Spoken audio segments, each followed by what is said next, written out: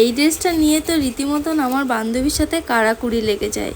আর এই ড্রেসটা যে কত লোকের ভালো লেগেছে আর কত লোকে যে জিজ্ঞাসা করেছে সে কি আর বলবো। তাই ভাবলাম চলো তোমাদেরকে শেয়ার করে দিই এই ড্রেসটা আমি কিভাবে কোথা থেকে বানালাম।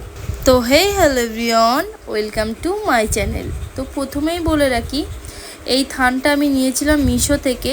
তবে পিনটা আমার খুব ইউনিক লেগেছিল, সেই জন্যই নিয়েছিলাম। কিন্তু ভেবেছিলাম কাপড়টা একটু ছোটো আসবে, মানে যেমন দাম তেমন তো জিনিস হওয়া উচিত আর কি।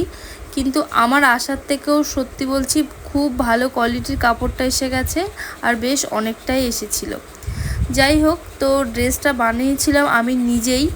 আর তোমরা অনেকেই জিজ্ঞাসা করেছো যে ড্রেসটা আমি কোথা থেকে নিয়েছি, তারপরে যে আমি বলেছি যে আমি বানিয়েছি জিনিসটা। অনেকেই বলেছো যে এরকম বানিয়ে দেওয়ার কথা।